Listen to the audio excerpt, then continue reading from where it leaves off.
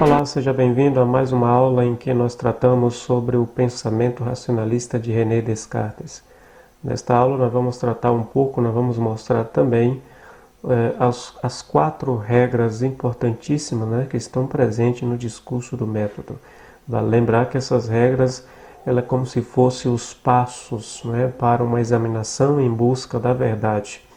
René Descartes ele se destaca como aquele pensador que buscou os métodos, formulou os métodos para buscar a verdade sobre os fatos. Uma vez que ele estava desenganado com muitas teorias, né, que falavam da verdade. Portanto, ele mesmo vai estipular essas regras, esses métodos. E aí nós vamos apresentar de forma sucinta as principais regras, que no caso aqui são 4 regras. Vamos lá então.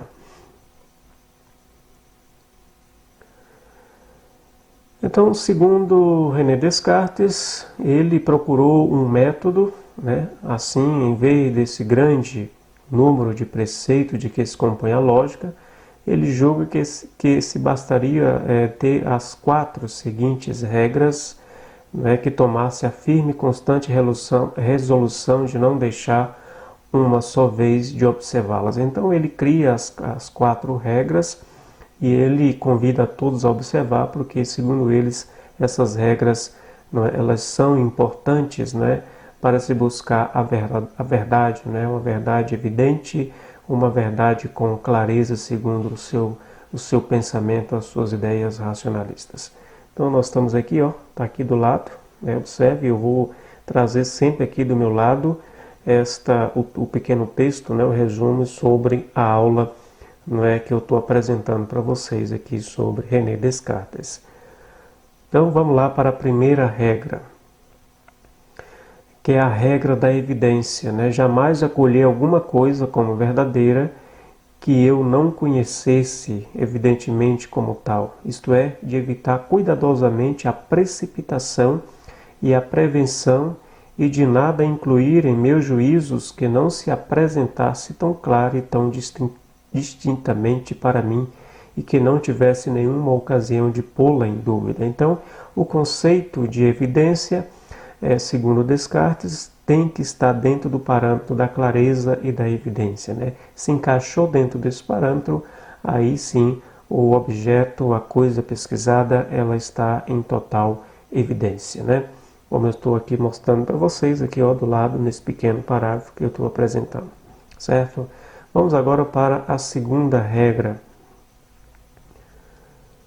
Vamos lá, a segunda regra que é a regra de análises, né? Dividir cada uma das dificuldades que eu examinasse em tantas parcelas quantas possíveis e quantas necessárias fosse para melhor resolvê-la.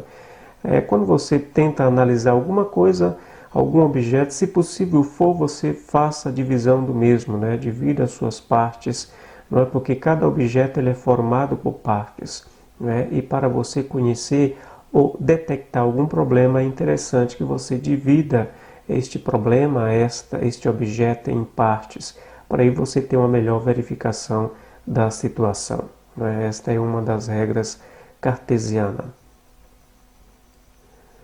E a outra regra é a chamada regra de síntese, conduzir por ordem meus pensamentos, começando pelos objetos mais simples e mais fáceis de conhecer, para subir pouco a pouco, como por degraus, até o conhecimento dos mais compostos, e supondo mesmo a ordem entre os que não se precedem naturalmente uns aos outros, né? Tá aí, ó.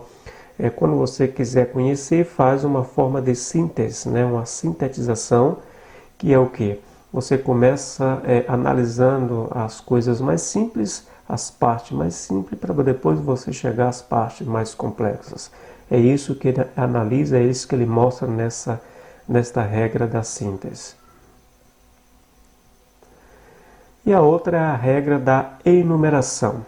Fazer em toda parte enumerações tão completas e revisões tão gerais que eu não tivesse a certeza de nada omitir, né? É a enumeração, né? Você tem que colocar tudo organizadinho, numericamente falando, para que você de fato tenha uma maior segurança na pesquisa e na discussão. descobrimento do fato que você quer, que você está buscando resolver, né? Então é a chamada regra da enumeração, apresentada por René Descartes. Então, gente, o método cartesiano, aliado ao empirismo, suplantou o método escolástico, fundado em autoridade e conclusões lógicas sem verificações reais, permitindo o surgimento da ciência e da tecnologia hoje resultantes. Então veja bem, qual é a importância dessas regras cartesianas?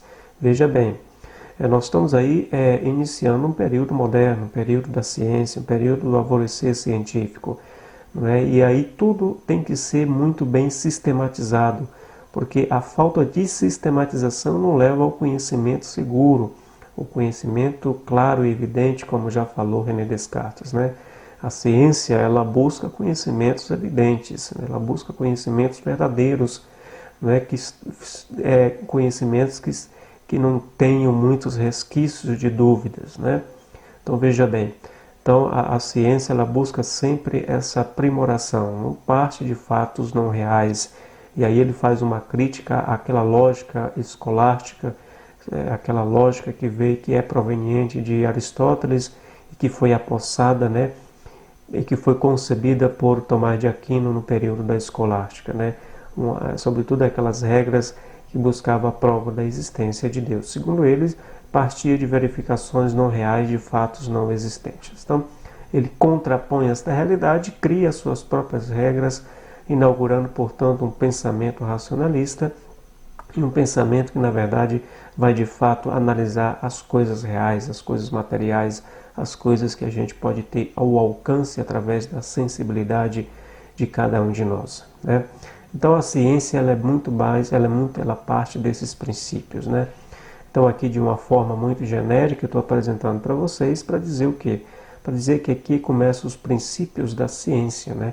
E esses princípios da ciência, obviamente, nós temos aí como um pioneiro o René Descartes, né? Teremos muitas coisas para falar, muita aprofundação nessa temática e até mesmo nesse autor, mas que a gente pode deixar para um outro momento. Ficamos por aqui e nos encontramos em uma outra oportunidade. Grande abraço a todos vocês.